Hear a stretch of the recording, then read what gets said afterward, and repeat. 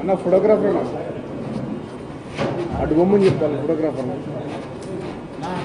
భయ photographer blue shirt అలా ఎవరు అనుకుంటాడు నేను నిలవలేదు కానీ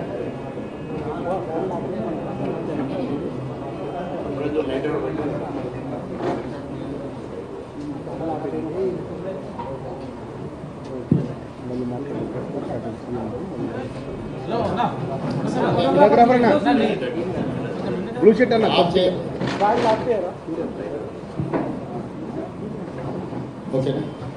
అన్న బ్లూ షర్ట్ అన్న ప్లీజ్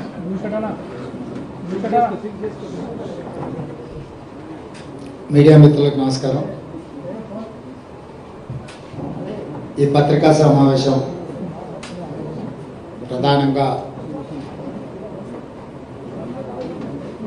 ప్రజాపాలన వచ్చి రేపటికి 100 రోజులు పూర్తి చేసుకోబోతున్నాం. ఈ 100 రోజులకు సంబంధించి ఈరోజు ఈ పత్రికా సమావేశంలో సహచార మంత్రివర్యులు పొన్నం ప్రభాకర్ గారు, సోదరిమణి మంత్రివర్యులు కొండా సురేఖ గారు, ప్రభుత్వ ప్రత్యేక సలహాదారు మొహమ్మద్ అలీ షబ్బీర్ గారు, రాజ్యసభ సభ్యులు అనిల్ కుమార్ యాదవ్ గారు, శాసనసభ్యులు డాక్టర్ కవంపల్లి సత్యనారాయణ గారు, ముఖ్యమంత్రి ప్రత్యేక సలహాదారులు వేం నరేందర్ రెడ్డి గారు, మిత్రుడు ఏఐసిసి సెక్రటరీ సంపత్ కుమార్ గారు, డాక్టర్ రోహిన్ రెడ్డి ఖైరతాబాద్ అధ్యక్షులు ఈ పత్రికా సమావేశంలో పాల్గొనడం జరిగింది. మీకు అందరికీ తెలుసు, కాంగ్రెస్ పార్టీ ప్రతిపక్షంలో ఉన్నప్పుడు ప్రజల దగ్గరికి వెళ్ళి మార్పు కావాలి, కాంగ్రెస్ రావాలి అనే నినాదంతో ప్రజల దగ్గరికి వెళ్ళి మా 6 గ్యారంటీలను ప్రజలకు వివరించి తెలంగాణ రాష్ట్రం ఇచ్చిన పార్టీగా తెలంగాణ ప్రజల యొక్క సమస్యల్ని వింటూ సావధానంగా వాటిని పరిష్కరిస్తాము, పరిష్కరించడానికి అవసరమైన ప్రణాళికతో ముందుకు వెళ్తామని చెప్పి పూర్తి స్థాయిలో 4 కోట్ల తెలంగాణ ప్రజలకు వివరించి ప్రజల యొక్క ఆమోదం పొంది డిసెంబర్ 7 తారీఖు నాడు ఎల్బీ స్టేడియంలో ఇందిరమ్మ రాజ్యము ప్రజాపాలన ప్రమాణ స్వీకారం చేసినాము. ప్రమాణ స్వీకారం చేసిన రోజు నుంచి ఈ రోజు వరకు ప్రతి నిమిషం ప్రజలకు ఇచ్చిన 6 గ్యారెంటీలను అమలు చేయాలన్న తపన, 10 సంవత్సరాలు చంద్రశేఖరరావు 100 సంవత్సరాలకు సరిపోయేంత విధ్వంసం తెలంగాణను చేసి తెలంగాణను పూర్తిగా అప్పుల ఊబిలో ముంచేసి పరిపాలనను అస్తవ్యస్తంగా తయారు చేయించి అసలు ఏమి చేసినా ఇంకా ఇది పట్టాలు ఎక్కలేనంత పరిస్థితికి రాష్ట్ర ప్రభుత్వాన్ని, రాష్ట్రం యొక్క ఆర్థిక వ్యవస్థను దిగజార్చిండ్రు. మొదటి రోజు నుంచి గత ప్రభుత్వం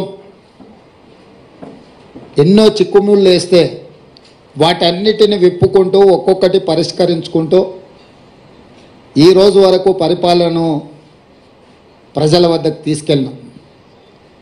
గతంలో ముఖ్యమంత్రిని చూడడమే గగనమయ్యి ముఖ్యమంత్రి గారి దర్శనమే ఒక భాగ్యం అన్నట్టుగా వ్యవహరిస్తే ఈరోజు నిత్యం ప్రజలలోనే వండుకుంటూ ప్రజల సమస్యలు వినుకుంటూ వాళ్ళ బాధలు వాళ్ళ దుఃఖాన్ని అర్థం చేసుకొని పరిపాలనలో వాటికి పరిష్కారం చూపించే దిశగా మా ప్రభుత్వం పనిచేసింది. నాకు సంపూర్ణమైన సంతృప్తిని కలిగించింది ఈ 100 రోజు పరిపాలన. డిసెంబర్ 7 నాడు మొదలైన పరిపాలన మార్చి 17కు 100 రోజులు పూర్తి చేసుకుంటున్న సందర్భంలో ఈ 100 రోజుల పరిపాలన ప్రజలు మా పట్ల చూపించిన సానుభూతి, మేము గత ప్రభుత్వం సృష్టించిన సమస్యల్ని పరిష్కరించే విధానంలో విఘ్నులు కానీ,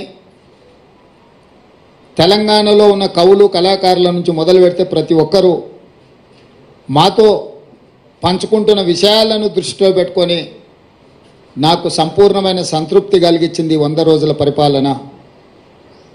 కానీ 100 రోజుల పరిపాలనతో సమస్యలన్నీ పరిష్కారమైనవని మేము భావించడం లేదు. ఇంకా బాధ్యతతో ఇచ్చిన 6 గ్యారంటీలలో మిగిలిన హామీలను కూడా అమలు చేస్తూ రాష్ట్రంలో ఉన్న ఎన్నో అపరిష్కృతమైన సమస్యల్ని పరిష్కరించుకుంటూ ముందుకు వెళ్తూ అధికారం చేపట్టిన 48 గంటల్లోనే ఆర్టీసీ బస్సుల్లో ఆడబిడ్డలకు ఉచిత ప్రయాణము కల్పించి ఈ రోజుకు దాదాపుగా 26 కోట్ల మహిళలు ఉచితంగా బస్సు ప్రయాణాన్ని వినియోగించుకున్నారు. రాజీవ్ ఆరోగ్యశ్రీ ద్వారా 10 లక్షల రూపాయలు ఉచిత వైద్యానికి కాంగ్రెస్ పార్టీ ఏర్పాటు చేసింది.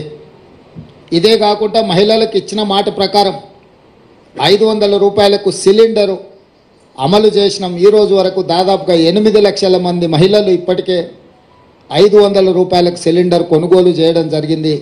వాళ్లకు నగదు బదిలీ చేయడం జరిగింది. అదేవిధంగా 200 యూనిట్ల వరకు ప్రతి ఇంటికి ఉచితంగా ఇచ్చే విద్యుత్తు జీరో బిల్లులు ఇప్పటికి దాదాపుగా 37 లక్షల మందికి ఉచిత బిల్లులు జీరో బిల్లులు చేరవేయడం జరిగింది. మిగతావి కూడా 7 జిల్లాలలో మహబూబ్ నగర్ లోకల్ బాడీ సంస్థలో ఎన్నికలు రావడంతో ఎన్నికల కోడ్తోని ఎన్నికల అధికారులు జీరో బిల్లులు అక్కడ ప్రజలకు ఇవ్వడానికి నిబంధనలు అడ్డు రావడంతో వాళ్ళకి అది అందుబాటులోకి రాలేదు.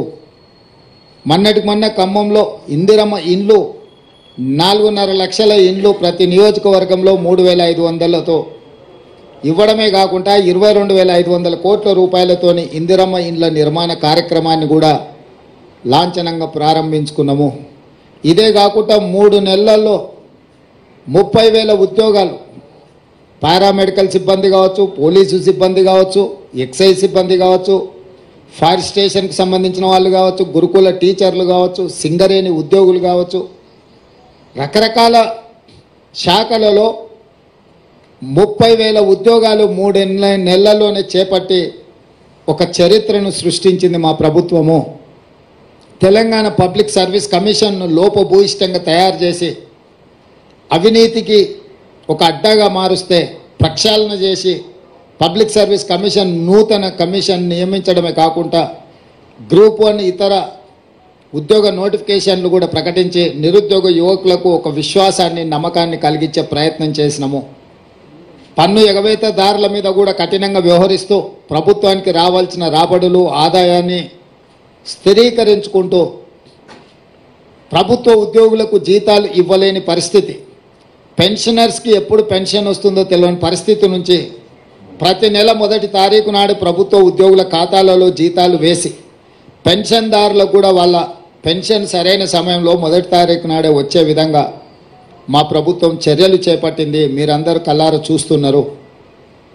ఇట్లా చాలా విషయాలలో పారదర్శకంగా ప్రజల దగ్గరికి వెళ్ళి ఒకప్పుడు నిషేధిత ప్రాంతంగా ఉండేది ఆనాటి ప్రగతి భవన్, ఈనాటి ప్రజాభవన్. ఈరోజు వేలాది మంది ప్రజలు ఎప్పుడైనా స్వేచ్ఛగా అక్కడికి వచ్చి తమ సమస్యలు చెప్పుకుంటే వినడానికి ప్రభుత్వం ఉన్నది, పరిష్కరించడానికి ప్రయత్నం చేస్తుందనే విశ్వాసం తెలంగాణ ప్రజలకు కల్పించడం జరిగింది. అది నిరంతర ప్రక్రియ. సచివాలయం ఒకప్పుడు అదేదో నిషేధిత ప్రాంతం, అది కేవలం కొంతమంది దొరలకు వాళ్ళ వంది మాగదులకు మాత్రమే అందులోకి అనుమతి, తెలంగాణ ప్రజలకు అందులో అనుమతి ఇచ్చేది లేదు, వాళ్ళను రానిచ్చేది లేదు అని ప్రభుత్వం నిషేధపు ఆజ్ఞలు విధిస్తే స్వేచ్ఛనిచ్చి ఎవరైనా రావచ్చు, ఇది మీది, డాక్టర్ బాబాసాహెబ్ అంబేద్కర్ సచివాలయం అంటే ఆయన వారసులు ఎవరైనా అందులోకి రావచ్చు, మంత్రులను కలవచ్చు, అధికారులను అడగొచ్చు, మీరు స్వేచ్ఛగా, ఇది మీ ప్రభుత్వం, మీ ప్రభుత్వంలో ఉన్న ప్రజాప్రతినిధులు, ముఖ్యమంత్రి నుంచి మంత్రుల వరకు అధికారులు, పాలకులు కాదు, సేవకులు, మీకు సేవ చేయడానికి మేము ఇక్కడ సిద్ధంగా ఉన్నాం, మీరు రాండి, మీ సమస్యలు చెప్పుకోండి అని సచివాలయానికి వచ్చే స్వేచ్ఛను మా ప్రభుత్వం ఇచ్చింది. ఒకనాడు ఉద్యమాల ద్వారా తెలంగాణను సాధించినమన్న బీఆర్ఎస్ పార్టీ అధికారంలోకి వచ్చినంబడే ధర్నా చౌకును మూత వేసి ఈ తెలంగాణ ప్రజలకు స్వేచ్ఛ లేదు, మిమ్మల్ని నిషేధిస్తాం, నియంత్రిస్తాం, నిర్బంధిస్తాం, మీరు మా చెప్పు చేతల్లో కట్టు బానిసలుగా ఉండాలి అని శాసించి పాలించాలి అని అనుకుంటే, మేము వచ్చిన తర్వాత అదే ధర్నా చౌకును తెరిచి స్వేచ్ఛగా బీఆర్ఎస్ నాయకులు ధర్నా చేసుకోవడానికి కూడా అనుమతి ఇచ్చి, గతంలో వాళ్ళు చేసిన పాపాలను దీక్షల ద్వారా కొంతైనా కడుక్కుంటారు, ప్రజాస్వామ్యంలో ప్రతిపక్షాలు ప్రజా సమస్యల్ని ప్రస్తావించాలి, వాటిని మా ప్రభుత్వం పరిష్కరించాలన్న స్ఫూర్తితోని టీఆర్ఎస్ నాయకులను కూడా స్వేచ్ఛగా ధర్నా చౌక్లో ధర్నాలు చేసుకోవడానికి తెలంగాణ ప్రజలకు స్వేచ్ఛ ఇచ్చినాం. అదేవిధంగా పౌర హక్కుల సంఘాల నుంచి ప్రజా హక్కుల సంఘాల వరకు, లేకపోతే వివిధ సంస్థలు ప్రజల కోసం నిరంతరం పనిచేసే వాళ్ళను సచివాలయానికి పిలిచి ముఖ్యమంత్రిగా నేనే స్వయంగా ఆ సంఘాలతోని సంస్థలతోటి సంప్రదించి ప్రజల యొక్క హక్కులకు భంగం కలిగించే నిర్ణయాలు అవి ఏవైనా వాటిని పరిష్కరించే విధంగా వాళ్ళందరితో కూడా కూర్చొని మాట్లాడుకోవడం జరిగింది. ఇంకొక పక్కన క్రిస్టియన్ మత సంఘాలకు, ముస్లిం మత సంఘాలకు, హిందువులకు సంబంధించిన సంఘాలను స్వేచ్ఛగా వాళ్ళ యొక్క నమ్మకం, విశ్వాసమైన వాళ్ళ మతాలకు సంబంధించిన అంశాలను, అందులో పేరుకుపోయిన సమస్యలను పరిష్కరించడానికి వాళ్ళతోనే సచివాలయంలో ముఖ్యమంత్రిగా మా మంత్రులు, మా సహచరులతో వాళ్ళతో కూర్చొని మాట్లాడి ఈరోజు వాళ్ళని అందరినీ కూడా, ఇది ప్రభుత్వం అందరిది, ఆనాడు మార్పు కావాలి, కాంగ్రెస్ రావాలి అన్న ఆలోచనతోటి ఏదైతే ప్రజల దగ్గరికి వెళ్ళినామో మార్పు మొదలైంది, మార్పు వేగంగా ప్రయాణిస్తుంది, మార్పు మారుమూల తండాలలో, గూడాలలో, పల్లెల్లోకి చేరుతుంది, చేరింది అన్న విశ్వాసాన్ని ప్రజలకు కల్పించే విధంగా మా ప్రభుత్వం పనిచేస్తుంది. పాత్రికేయ మిత్రులకు సంబంధించిన సమస్యల్ని కూడా వాళ్ళ సంఘాలను కూడా పిలిచి వాళ్ళతో కూడా మాట్లాడడం జరిగింది. అందుకోసమే వాళ్ళకు సంబంధించిన చాలా కాలంగా అపరిష్కృతంగా ఉన్న సమస్యల్ని పరిష్కరించడానికి కూడా ఒక కార్యాచరణను తీసుకోవడం జరిగింది. స్థూలంగా ఈ 100 రోజుల్లో తెలంగాణ సమాజంలో భాగస్వాములైన ప్రతి ఒక్కరిని సచివాలయానికి వచ్చి రాష్ట్ర పరిపాలన ఎక్కడి నుంచి అయితే నిర్ణయాలు జరుగుతాయో అక్కడ వాళ్ళని రప్పించి రావడానికి అనుమతించి వాళ్ళందరితో కలిసి మాట్లాడి వాళ్ళు లేవనెత్తిన ప్రతి అంశాన్ని చట్ట పరిధిలో పరిష్కరించడానికి సంపూర్ణంగా ప్రయత్నం చేసినాము. ఇదే కాదు, రాష్ట్ర కేంద్ర ప్రభుత్వాల మధ్యలో ఉండాల్సిన సత్సంబంధాలను పునరుద్ధరించి దీర్ఘకాలికంగా స్కైవేస్ కావచ్చు, ఫ్లైఓవర్లు కావచ్చు, రోడ్లకు సంబంధించి కేంద్రం ఇవ్వాల్సిన అనుమతులకు సంబంధించి ఢిల్లీలో ఉండే ఆంధ్రప్రదేశ్ భవన్, తెలంగాణ భవన్ ఆస్తుల పంపకాలకు సంబంధించి వీటన్నిటిని కూడా ఒకటొకటిగా పరిష్కరించుకుంటూ ప్రధానమంత్రిని, కేంద్ర హోంమంత్రిని, సాగునీటి పారుదల శాఖ మంత్రిని, అర్బన్ డెవలప్మెంట్ మినిస్టర్తో సహా శాఖలకు సంబంధించిన అందరి మంత్రులను కలిసి తెలంగాణకు రావాల్సిన నిధులను, తెలంగాణ రాష్ట్రం యొక్క హక్కులను కేంద్ర ప్రభుత్వంతో కూడా పరిష్కరించడానికి ప్రయత్నం చేసినాం. భేషజాలకు, పంతాలకు, పట్టింపులకు పోయి మనం వాళ్ళతోని పంతాలు పట్టింపులకు పోతే చివరగా తెలంగాణ ప్రజలకే నష్టం జరుగుతుందన్న విషయాన్ని, వాస్తవాన్ని గుర్తించి తెలంగాణ ప్రజలకు నష్టం జరగకూడదు, అవసరమైతే ముఖ్యమంత్రి ఒక మెట్టు దిగైనా వాటిని సాధించుకోవాలనే పట్టుదలతోని ఆ ప్రయత్నం చేసినాం. కేంద్ర ప్రభుత్వం కూడా చాలా విషయాలలో సానుకూలంగా స్పందించింది. ఈరోజు మెట్రో రైలుకు సంబంధించి, పాలమూరు రంగారెడ్డి ఎత్తిపోతల జాతీయ ప్రాజెక్టుకు సంబంధించి, ఇతర రైల్వే ఏర్పాట్ల గురించి కానీ, జాతీయ రహదారుల విషయంలో కానీ కేంద్ర ప్రభుత్వంతో నిరంతరం సంప్రదింపులు చేపడుతున్నాము. ఎందుకంటే ఇవన్నీ కూడా రాష్ట్రానికి రావాల్సిన హక్కులు. ఇది ఎవరి దయాదాక్షిణ్యం కాదు, రెండు ప్రభుత్వాల మధ్యలో సత్సంబంధాలు ఉండాలి అని మా ప్రభుత్వం మొదటి నుంచి భావించింది. అందుకే రాజ్యాంగబద్ధంగా ఎన్నికైన ప్రభుత్వాలతో సరైన సత్సంబంధాలను నెలకొల్పడానికి కృషి చేస్తున్నాం. పక్క రాష్ట్రాలతో కూడా గిల్లి కజ్జాలు పెట్టుకోవడం లేదు. ఆంధ్రప్రదేశ్ రాష్ట్రంతో ఉన్న కూడా అపరిష్కృతంగా ఉన్న విభజన హామీలను కూడా విభజనలో చిక్కుముళ్ళు పడ్డ వాటిని కూడా పరిష్కరించడానికి సంప్రదింపులను కొనసాగిస్తున్నాం. అందులో భాగంగానే ఢిల్లీలో ఉన్న ఆంధ్రప్రదేశ్ భవన్లో మన 42% వాటాల్ని మనము పరిష్కరించుకున్నాం. ఈరోజే మనకు ఆ కేంద్ర ప్రభుత్వం కూడా నోటిఫై చేసింది, మీ దృష్టికి వచ్చి ఉండొచ్చు. అదేవిధంగా తెలంగాణ అంటే టీఎస్ కాదు, టీఆర్ఎస్కు నకలుగా మారిస్తే దాన్ని టీజీగా మార్చినాము. తెలంగాణ రాష్ట్ర గీతంగా జయ జయ హే తెలంగాణను ఆమోదించుకున్నాము. తెలంగాణ యొక్క తల్లి అని అంటే తెలంగాణ ప్రజలకు స్ఫూర్తి నింపే విధంగా ఉండాలి అని చెప్పి కవులను కళాకారులను సంప్రదించాలన్న నిర్ణయం తీసుకున్నాము.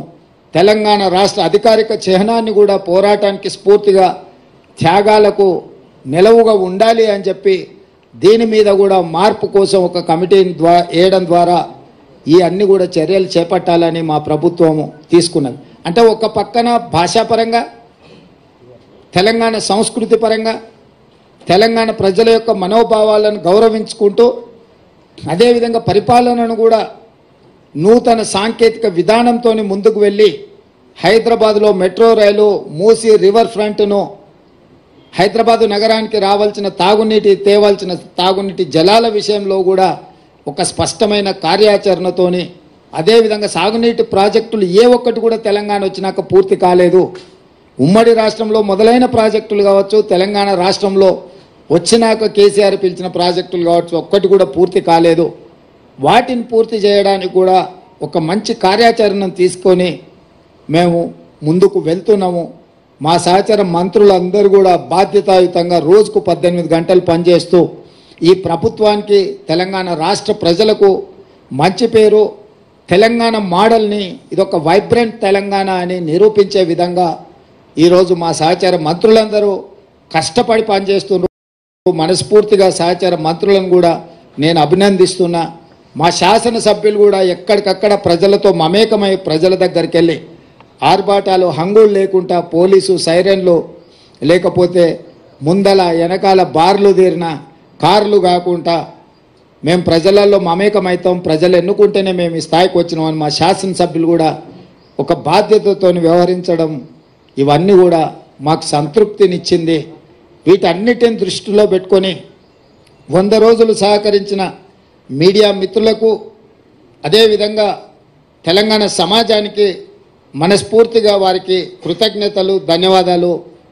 పిసిసి అధ్యక్షుడిగా, అదేవిధంగా తెలంగాణ రాష్ట్ర ముఖ్యమంత్రిగా వాళ్ళందరికీ కృతజ్ఞతలు తెలియజేస్తున్నా. మీడియా మిత్రులకు కూడా ధన్యవాదాలు.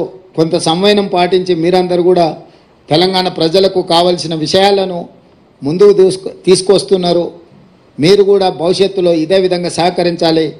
తెలంగాణ రాష్ట్రాన్ని అభివృద్ధి పదం వైపు తీసుకువెళ్దాం. 10 సంవత్సరాల్లో జరిగిన నష్టాన్ని, వచ్చిన కష్టాన్ని మనం ఎదుర్కొని నిలబడి దేశం ముందు వైబ్రెంట్ తెలంగాణను మనం నిలబెడదాం. ఈ తెలంగాణకు ఒక మెగా మాస్టర్ ప్లాన్ తయారు చేస్తున్నాం, వైబ్రెంట్ తెలంగాణ 2050. దాంట్లో భాగంగా మీ అందరి సలహాలు సూచనల కోసం ఎన్నికలు ముగిసిన వెంటనే సంప్రదింపుల ప్రక్రియ మొదలుపెట్టి ఒక మంచి ప్రణాళికను 2050 కోసం తెలంగాణ అభివృద్ధిని, తెలంగాణ సంక్షేమాన్ని ముందుకు తీసుకెళ్లడానికి మా ప్రభుత్వం వస్తుంది అని చెప్పి మీకు అందరికీ తెలియజేస్తున్నాను.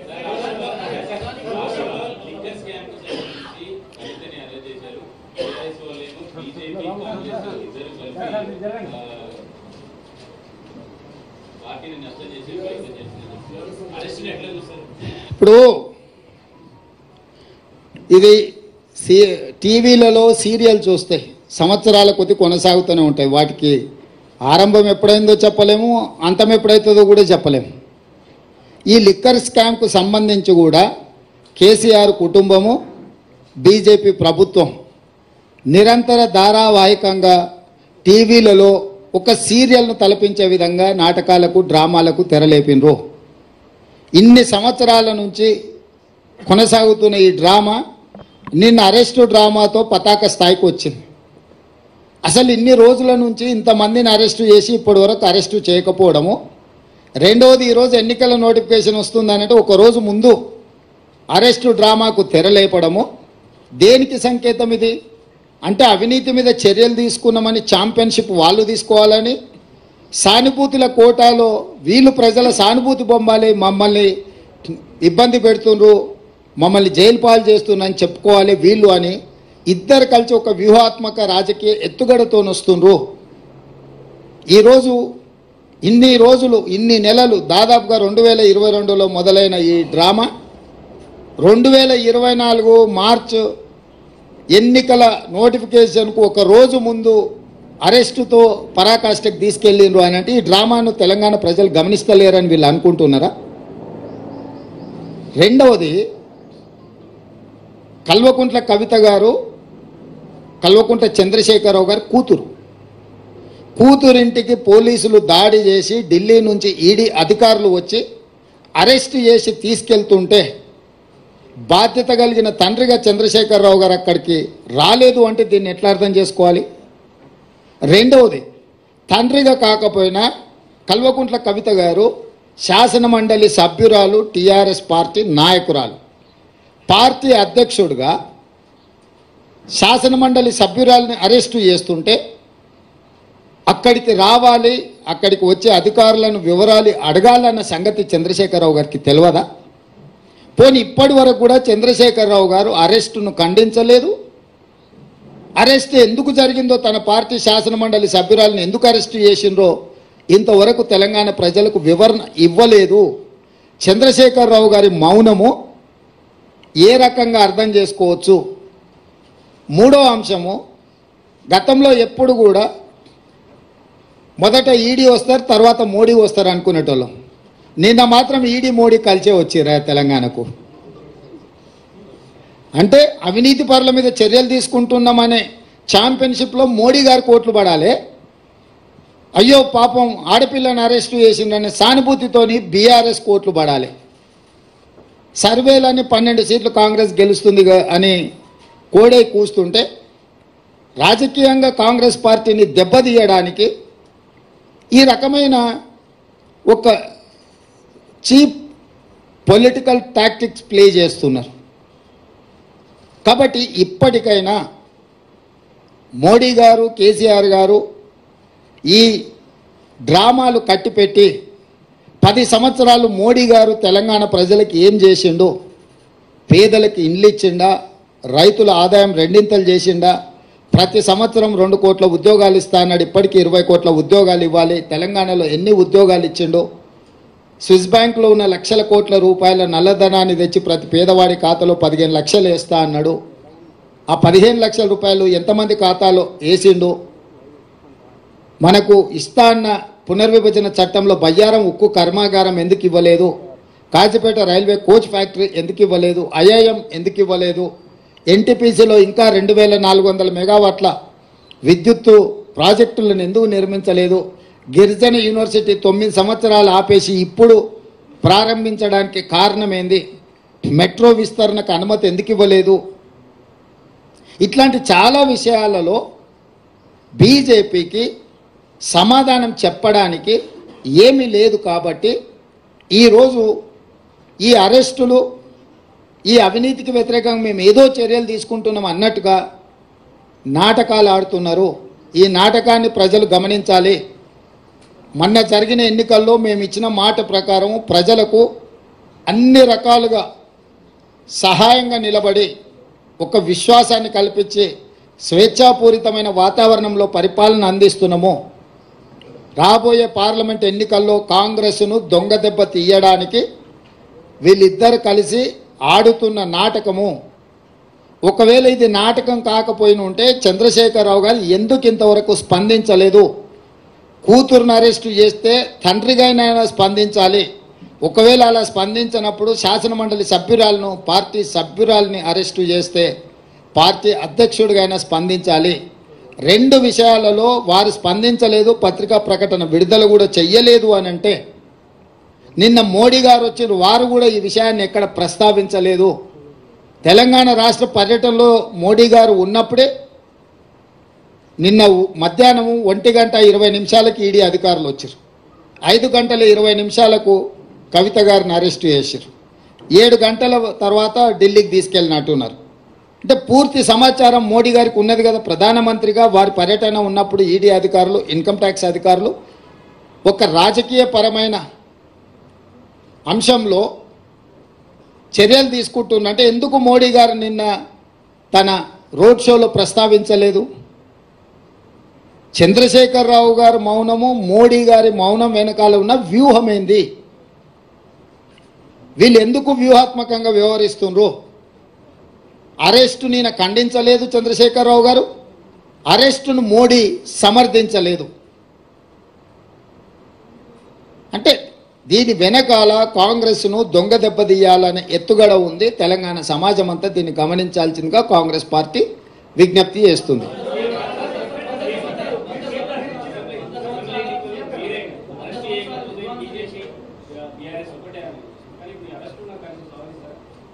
నేను అరెస్టును సందర్భం, ఇద్దరు నాయకుల యొక్క స్పందన రావాలి. ఒక ఆయన ప్రధానమంత్రి, ఒక ఆయన పార్టీ అధ్యక్షుడు. ఒక ఆయన అరెస్టు చేసిండు, ఇంకొక ఆయన అరెస్టు కాబడ్డాడు.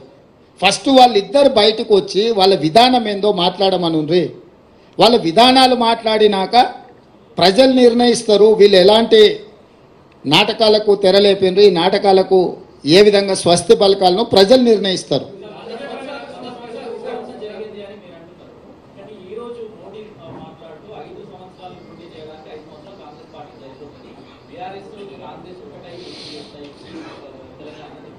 ఇప్పుడు నేనేమంటున్నానంటే 10 సంవత్సరాలు ప్రధానమంత్రిగా ఉన్న మోడీ గారు ఇట్లాంటి చౌకబారు ప్రకటనలు చేయడం వారి స్థాయికి తగదు.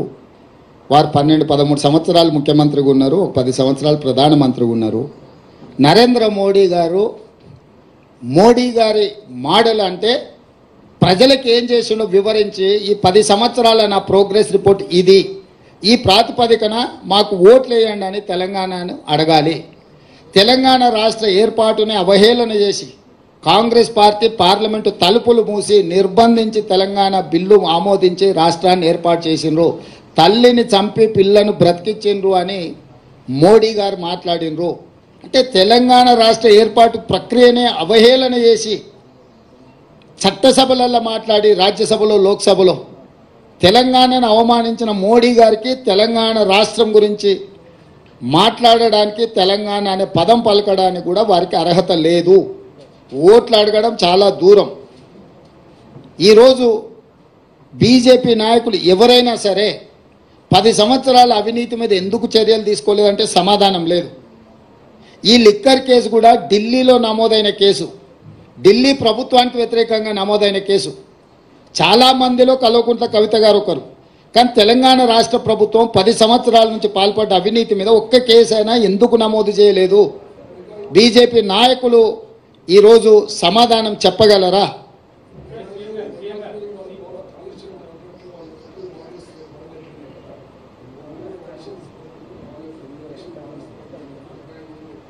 అవును.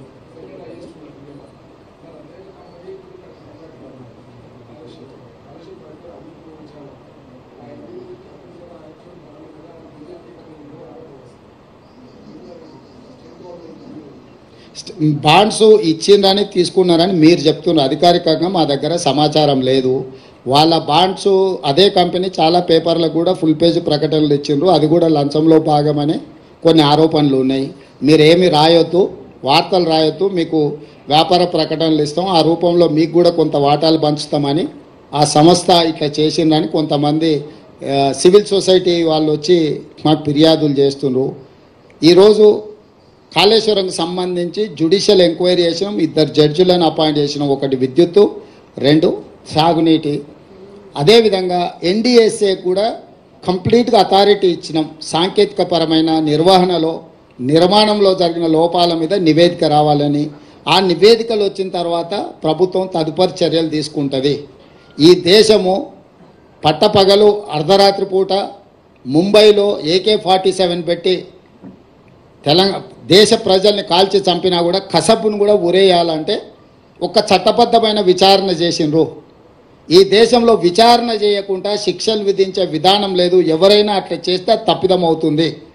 మేము ఆల్రెడీ ఎవరెవరి మీద ఏం చర్యలు తీసుకుంటున్నాము, ఏం విచారణకు ఆదేశించినాము మీకు వార్తలు వస్తూనే ఉన్నాయి, మీరు చూసే ఉంటారు. ఏదైనా కాంగ్రెస్ పార్టీ మా ప్రభుత్వం కక్షా సాధింపు చర్యలకు పాల్పడదు. అదే సమయంలో అక్రమాలకు పాల్పడిన వాళ్ళని ఎవరిని మినహాయింపు ఇవ్వదు. చట్ట పరిధిలో విచారణ చేసి చర్యలు తీసుకుంటాము.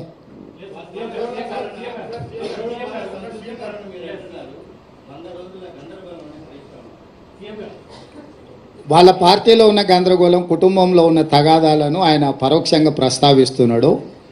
ఆయన పాపం జాలి పడాల్సిన సందర్భం. నిన్న అక్కడికి వెళ్ళిండు, చేతులు కట్టుకొని నించున్నాడు. ఇవాళ ఇట్లయింది, రేపు ఎట్లయితుందో అని. రమేష్,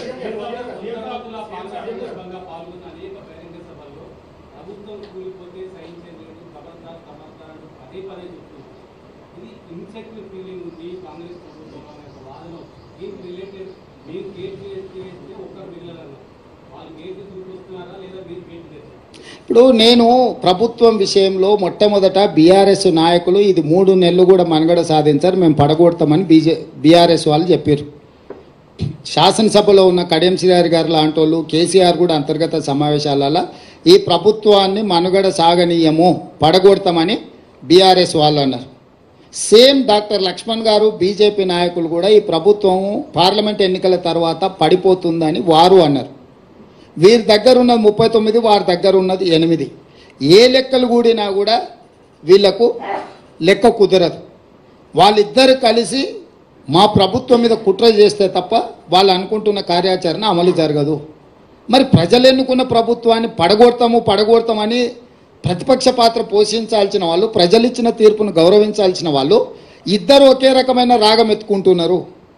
ఈ ఒకే రకమైన రాగం ఎత్తుకుంటున్నప్పుడు ప్రజలకు వివరించాల్సిన బాధ్యత మాకు లేదా? ఒకవేళ ప్రజలు ఎన్నుకున్న ప్రభుత్వాన్ని పడగొడితే చూస్తూ ఊరుకుంటామా?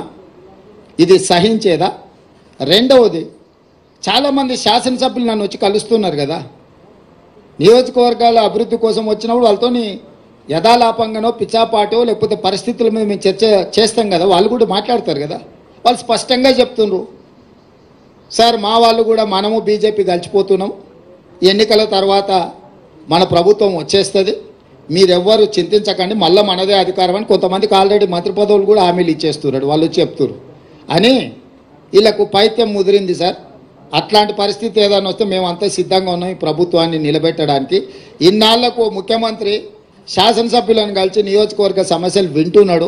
మేము అందులో ఉన్న 10 ఏళ్ళలో మేము ఎన్నడూ చూసిందే లేదు సార్, నువ్వు టీవీలలో తప్ప మా బాధ మా గోడు విన్నదే లేదు.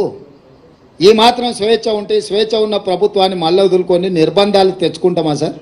నువ్వు ఎప్పుడు చెప్తే అప్పుడు వచ్చి మీకు అండగా నిలబడతాను సార్, మీ పక్కన నిలబడతావు, నువ్వు ఎట్లా చెప్తే అట్లా అని ఎమ్మెల్యేలు నాకు చెప్తున్నారు కదా. నేను అందుకే చెప్పిన, నిజంగానే ఆ పరిస్థితి ఉత్పన్నమైతే ఒక్కసారిగా మేము నిర్ణయించుకుంటే ఇక ఆ 3-4 తప్ప 5వ మనిషి వాళ్ళకి మిగిలడు.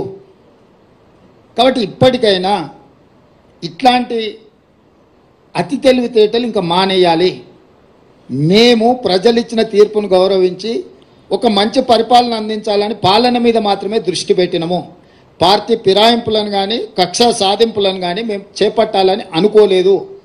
అందుకే వచ్చిన మొదటి రోజు నుంచి రోజుకు 18 గంటలు మేము, మా మంత్రులు, మా ఎమ్మెల్యేలు ప్రజలకు అందుబాటులో ఉండి ఒక మంచి పరిపాలన, తెలంగాణ మోడల్, వైబ్రెంట్ తెలంగాణ దేశ ప్రజలకు చూపించాలనే ప్రయత్నం చేస్తున్నాము.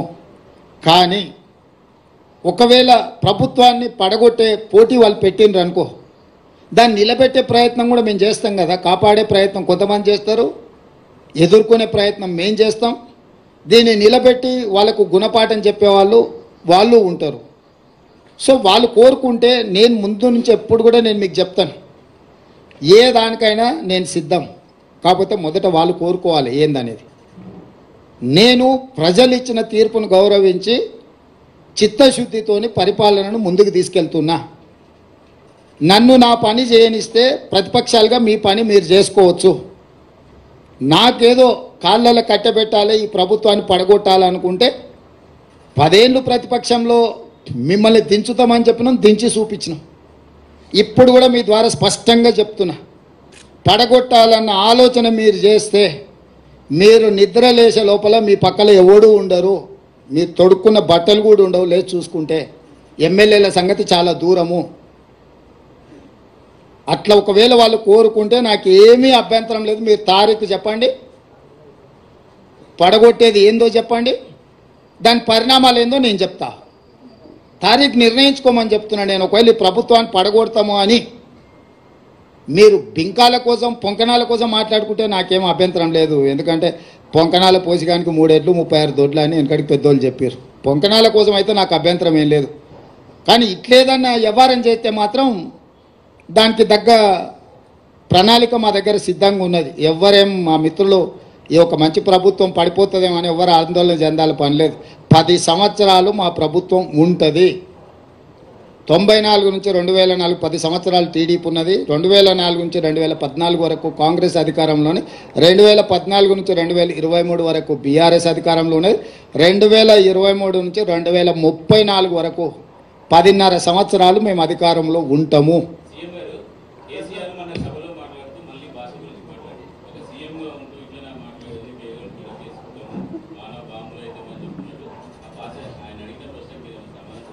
ఇప్పటికన్నా ఆయన జ్ఞానోదయం అయింది. గతంలో ఆయన ఏం మాట్లాడిన ఒకసారి సోషల్ మీడియాలో పెడుతున్నారు, చూసుకోమని. ముఖ్యమంత్రిగా శాసనసభలో ఆనాటి పిసిసి అధ్యక్షుడు ఉత్తమ్ కుమార్ రెడ్డి గారిని ఏం మాట్లాడిండు, బయట ఏం మాట్లాడిండు, సభలలో ఏం మాట్లాడిండు ముఖ్యమంత్రిగా ఒక్కసారి చూడమన్నారు. అంతెందుకు నల్గొండలో సభలో ముఖ్యమంత్రిని పట్టుకొని ఎన్ని మాటలు అన్నాడు మీరు తీయండి. రాష్ట్ర మంత్రిగా, కేంద్ర మంత్రిగా, ముఖ్యమంత్రిగా 40 సంవత్సరాలు సుదీర్ఘమైన అనుభవం ఉన్న చంద్రశేఖరరావు నల్గొండ జిల్లాలో బహిరంగ సభలో ముఖ్యమంత్రిని పట్టుకొని ఎన్ని మాటలు మాట్లాడినా మీకు ఒక్కసారి చూడండి. ఆయన అహంకారము ఇంకా కూడా అనగలేదు.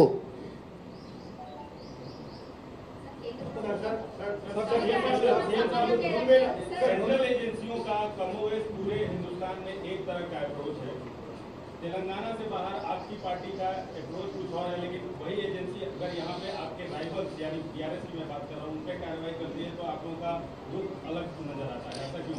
हमारा लुक कहीं पर भी अलग नजर नहीं आया. हम लोग हमेशा एक ही बात बोलते हैं, आपको क्या चाहिए, आइस और नाइस. आइस का मतलब income tax CBI ED, nice का मतलब narcotics income tax CBI ED. तो मोदी जी का फ्रंटल ऑर्गेनाइजेशन है ये फ्रंटल ऑर्गेनाइजेशंस को जब जब चुनाव आएंगे तब तब वो फ्रंटल ऑर्गेनाइजेशन को इस्तेमाल करने के लिए कोशिश कर रहे. इससे पहले ईडी पहले आते थे, बाद में मोदी जी. कल अचानक तेलंगाना में ईडी और मोदी दोनों मिलके एक साथ में आ गए. तो ये केस का मामला तेलंगाना से कोई लेना देना नहीं है, दिल्ली से ये केस जुड़ा हुआ है. केजरीवाल सरकार के खिलाफ केस बना है, वो सिलसिले में बहुत सारे लोग अरेस्ट हो गए. उसमें एक 4-5 लोगों को तेलंगाना से भी उठाए. तो इसमें कांग्रेस का जो अप्रोच है मोदी जी सरकार के खिलाफ, तेलंगाना को वही सोच है. हमारा केंद्र अध्यक्ष या हमारा पार्टी नेता लोग जो बोल रहे हैं वही बात हम मदद दे रहे हैं, इसमें कोई फर्क नहीं है. मगर तेलंगाना में जो नाटक चल रहा है ये नाटकबाज बंद करो बोल के हम कह रहे हैं.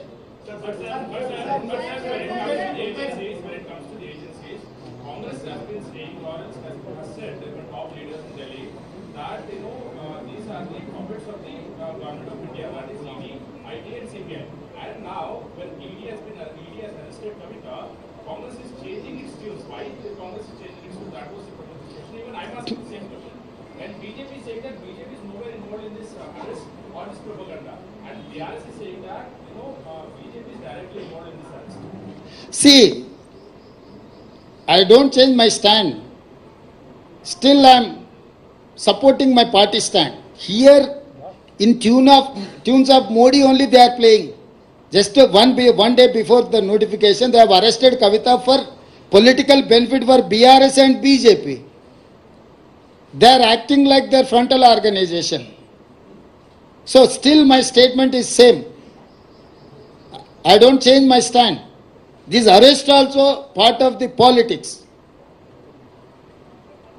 influenced by Narendra Modi ji.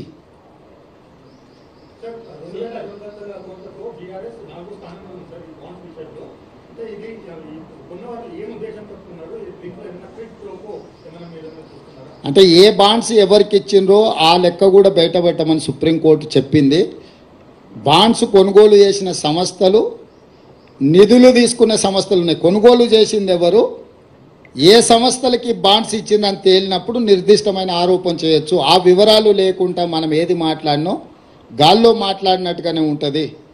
కాబట్టి సుప్రీంకోర్టు ఆదేశాలు ఇచ్చింది, మీరు కొనుగోలు చేసిన బాండ్స్ ఎన్ని, ఏ రాజకీయ పార్టీలకు ఇచ్చిండ్రో కూడా మీరు వివరాలు బయట పెట్టాలని చెప్పింది. ఆ వివరాలు వచ్చిన తర్వాత పూర్తి వివరాలతోని కాంగ్రెస్ పార్టీ మాట్లాడుతుంది.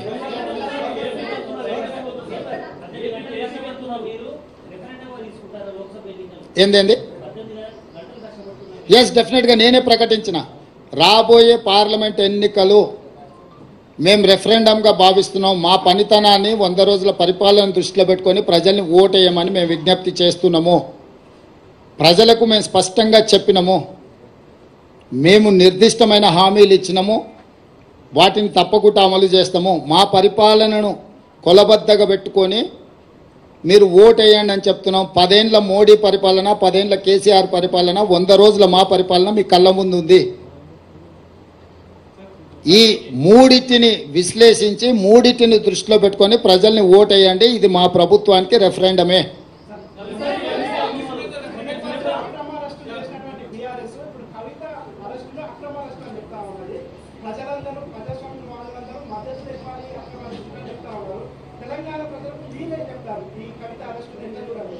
నేను అనేది ఏంటంటే ఇది ఎన్నికల స్టంట్.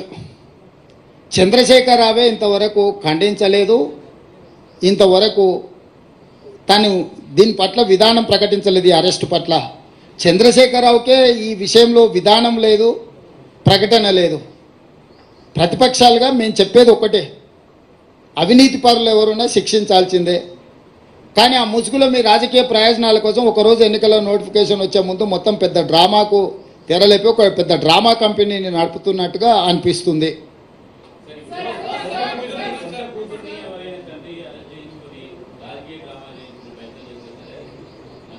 చారి గారు, తండ్రిగా కూతురుని అరెస్ట్ చేస్తుంటే రావాల్సిన బాధ్యత లేదా? ఎందుకు రాలేదు? మీరేం చెప్తారు?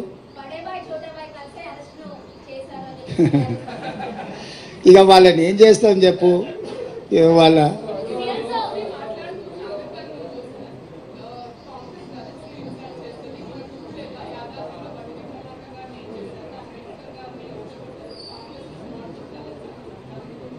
ఈ దేశానికి రాష్ట్రపతిని చేసింది దళితులను కాంగ్రెస్ పార్టీ, వివిధ రాష్ట్రాలలో ముఖ్యమంత్రులను చేసింది కాంగ్రెస్ పార్టీ, ఇక్కడ సిఎల్పి లీడర్గా దళితుని చేసింది కాంగ్రెస్ పార్టీ. ఇవన్నీ పక్కన పెడితే కాంగ్రెస్ పార్టీ అధ్యక్షుడు దళితుడు. సో మాకు దగ్గు నేర్పొద్దు. మోదీ గారికి ఏదైనా ఓట్లు వేయించుకోవాలన్న ఆలోచన ఉంటే ఏదైనా మాట్లాడమనుంది.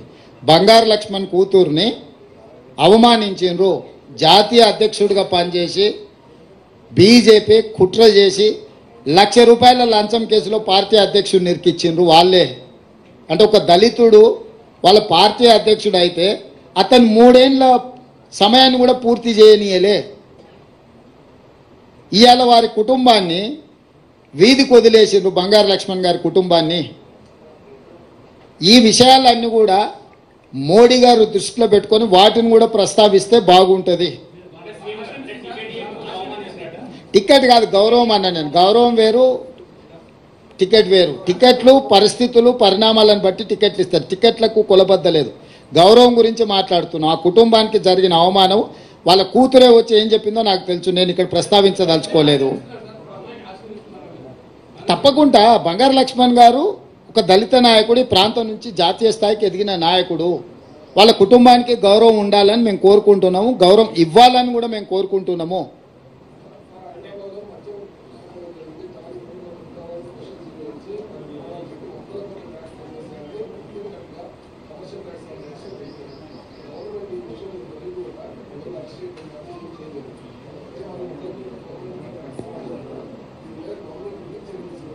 శ్రీనివాస్ ఏదో కంకణం కట్టుకొని జేబులో కాగితం పెట్టుకునే వచ్చినట్టున్నాడు చూస్తుంటే. ఏది కూడా అసలు ఆ రేట్ చేసింది మేమే కదా, మా ప్రభుత్వమే కదా. 100 కోట్ల అవినీతి జరిగిందని తేల్చింది మేమే కదా. లెక్కలు తేలకుండా కనిపించిన వాళ్ళ అరెస్ట్ చేసుకుంటూ పోతాం. అంటే ఇప్పుడు ఉన్న వాళ్ళని అరెస్ట్ చేసి పాత వాళ్ళని ఇడిచిపెట్టమనే మన ఎజెండా ఉందా నీ దగ్గర? దీని మొత్తం ఆఖరి వరకు లబ్ధిదారుడు ఎవడో వాని వెనకాల ఉన్నాము, తీగ పట్టుకున్నాము. డొంకంతా కదలాలి, డొంకను మొత్తం కదిలిస్తాం. దాని వెనకాల ఉన్న దొరల్ని నువ్వేమైనా కాపాడి ఇప్పుడు బినామీలను అనామకులను పెట్టి వాళ్ళని అరెస్ట్ చేస్తే అయిపోద్దని అనుకుంటున్నావు. అట్లా లేదు, లోతుకెళ్ళి. सर आप ये बोल रहे हैं कि दलित और कई सारे जो माइनॉरिटीज है उनके लिए हम लोग एक स्पेशल रिजर्वेशन देंगे एक तरफ, दूसरी तरफ होम मिनिस्ट्री सीएए लेके आने के लिए एक इम्प्लीमेंटेशन बात की है. तेलंगाना गवर्नमेंट का स्टैंड क्या है? कल ही दिखाया था मैं, आप नहीं आए शायद इफ्तार में. हम साफ साफ कह दिए सिटीजन अमेंडमेंट एक्ट से लेकर 4% रिजर्वेशन फॉर माइनॉरिटीज जो निकालने के लिए, दबाने के लिए जो भारतीय जनता पार्टी कोशिश करे, सख्त हम लोग उनके खिलाफ है. हम लड़ेंगे इस चुनाव में, भारतीय जनता पार्टी को हरा देके ऐसे मामलों में देश को खतरा पहचाने का लाने के लिए कोशिश किए तो हम खामोश नहीं बैठते. ये देश को आज़ादी दिलाए सो पार्टी कांग्रेस है. इस देश को बचाने का जिम्मेदारी हमारे. माइनॉरिटी को 4% रिजर्वेशन दिए, हमें 4% रिजर्वेशन निभाने के लिए हम पूरे कोशिश करेंगे. अमित शाह या नरेंद्र मोदी जी या उनके कोई भी नेतागण कुछ भी भाषण देने दो, మీ ఛానల్ ఏం తల్లి క్వశ్చన్లు ఎక్కువైనాయి.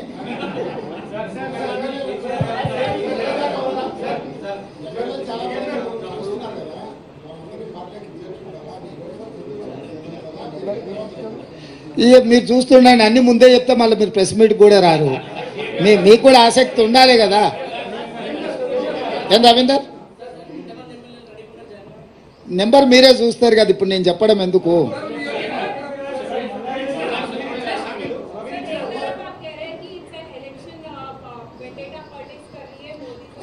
I have not said vendetta politics. I have said stunt, drama.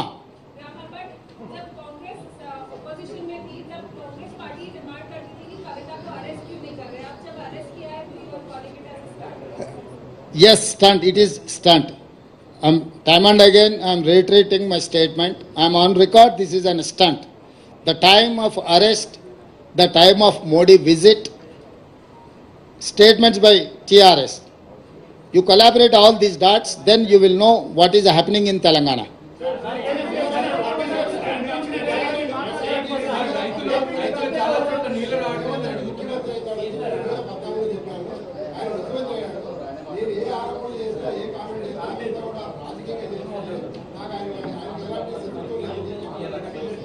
ఎట్లా మల్లారెడ్డి స్టేట్మెంట్గా చూస్తా.